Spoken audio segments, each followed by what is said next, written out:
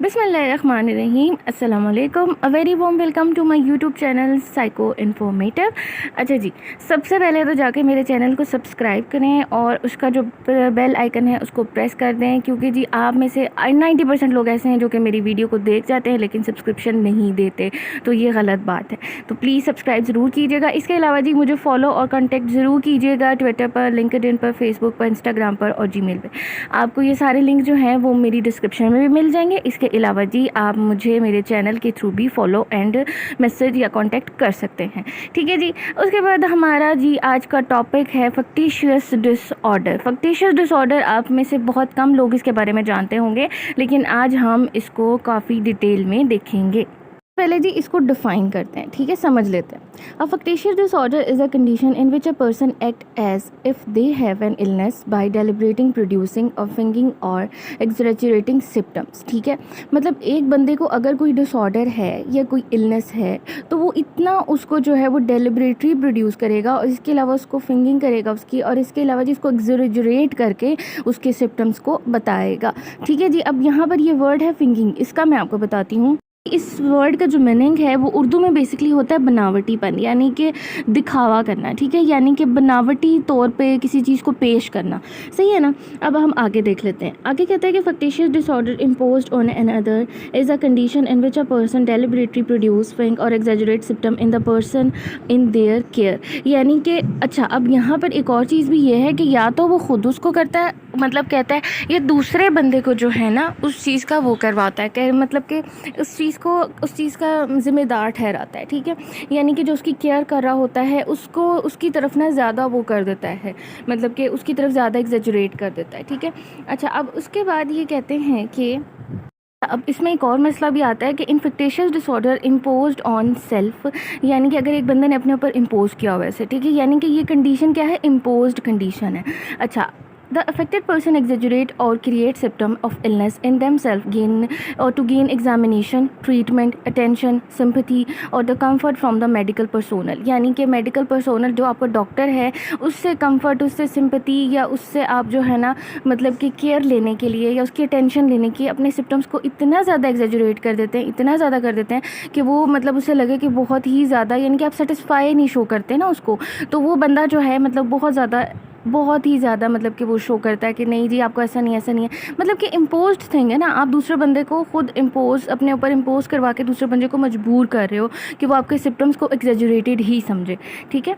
अच्छा अब अगला है कि इन सम के extreme cases people suffering from this disorder are highly knowledgeable about the practice of medicine and are able to produce symptoms that result in the length and costly medical analysis, prolonged hospital stay and unnecessary operation. The role of the patient is the familiar and comforting one, and it is thought to fill a psychological need in the people with this syndrome. अच्छा अब यहाँ पर एक बहुत ही मतलब अजीब सी बात यह है कि कुछ लोगों को बहुत अच्छे तरीके से पता होता है कि वो क्या कर रहे हैं, ठीक है, मतलब उन्हें पता है कि वो किस चीज़ को शो करें। अब वो ऐसी मेडिसिन को प्रैक्टिस करते हैं या ऐसे तरीक़ों को प्रैक्टिस करते हैं जो उनके सिम्टम को बहुत ही ज़्यादा एग्जैजरेट कर देते हैं और प्रोलॉन्ग कर देते हैं, जिसकी वजह से उनका जो हॉस्पिटल स्टे है और अननेसेसरी केयर है हॉस्पिटल स्टाफ की तरफ से, या जो भी इनका डायग्नोसिस है या जो भी इस तरह की चीज़ों को वो बहुत ज़्यादा हाई इंटेंसिटी लेवल पर ले जाते हैं, ठीक है। लेकिन जी ये बेसिकली क्या है, एक साइकोलॉजिकल नीड बन जाता है, फिर साइकोलॉजिकल नीड बनने के बाद ये एक ऑटोमेटिकली डिसऑर्डर में कन्वर्ट हो जाता है। अच्छा अब हम बात करते हैं इसके DSM क्राइटेरिया के बारे में। अच्छा जी, फैक्टिशियस डिसऑर्डर जो होता है वो बेसिकली 2 टाइप का होता है, ठीक है। एक होता है कि factitious disorder imposed on self and factitious disorder imposed on other, ठीक है। एक है कि आपने खुद पर हावी कर लिया और एक है कि दूसरों पर हावी कर दिया उसको, ठीक है। अब इसमें है कि this diagnosis is assign to be the preparatory while this victim may be assign an abuse diagnosis such as child abuse, मतलब कि वो इतना ज़्यादा इम्पोजर इतना प्रिपरेटरी होते हैं, मतलब वो पहले से ही सोच लेते हैं कि उन्होंने क्या क्या बताना है जाके डॉक्टर को, ठीक है। वो कोई फिजिकल चाइल्ड अब्यूज़ का मतलब बहाना बनाएंगे या इस तरह का कुछ। इसके अलावा जी in order to be diagnosis with either or those form of factitious disorder the person must deliberated aim to deceive other by feigning or causing physical or mental illness or injury. अच्छा यहाँ पर क्या है कि वही ड्रामेबाजी करेंगे कि भाई हमें ये मसला है, हमें वो मसला है, उनको पता है कि हमें नहीं है, लेकिन फिर भी वो करेंगे कि जी ये मसला है, मुझे ये मसला है, देखिए डॉक्टर साहब ये ऐसे है, ये ऐसे है, ये फ़लाँ है, ठीक है, इस तरह it's continue the dissipation over the time, मतलब कि वो हटते नहीं हैं, बाज नहीं आते, वो करते ही जाते हैं इस तरह से, ठीक है। Even with the lake of any apparent reward और बेनिफिट फॉर देयर बिहेवियर, मतलब कि कोई उनको अपीरेशन नहीं मिल रही होती, कोई उनको रिवॉर्ड नहीं मिल रहा होता, लेकिन फिर भी वो इस क्राइटेरिया को या इस बिहेवियर को परस्यू करते ही रहते हैं, ठीक है। Factitious disorder should be diagnosis from the somatoform disorder in which the patient is truly experiencing the symptom and has no intention to deceive, ठीक है। अच्छा, ये fictitious disorder क्या होता है कि इसको डिस्टिंग्विश किया जा सकता है सोमेटोफॉर्म से, क्योंकि बंदा जो होता है वो बनावटी तौर पर कर रहा है, ठीक है, उसको कोई किसी किस्म की वो नहीं है। सोमेटोफॉर्म में क्या होता है कि उसको वाकई ही वो चीज़ फील हो रही होती है, लेकिन उसका कोई रिजल्ट नहीं होता या उसका कोई टेस्ट एग्जामिनेशन में नहीं आता, ठीक है। अच्छा, अब इसके बाद in addition the symptom must not be attributed, अब ये जो डिसऑर्डर है किसी अदर मेंटल डिसऑर्डर की वजह से नहीं हो सकता। जैसे साइकोसिस में होता है कि हेलुसिनेशंस होती हैं, इल्यूजन्स होती हैं, बंदे को पैरानॉइड बिहेवियर शो करता है बंदा, तो इस तरह नहीं होता, ठीक है। हम इसको इसमें नहीं ले जा सकते, मतलब ये एक बनी बनाई डिसऑर्डर है या बना बनाया बनावटीपन है जो कि आप शो करते हैं अपने केयर गिवर की तरफ या अपने डॉक्टर की तरफ या अपने साइकोलॉजिस्ट की तरफ, ठीक है। अच्छा, अब हम बात कर लेते हैं इसकी एटोलॉजी की।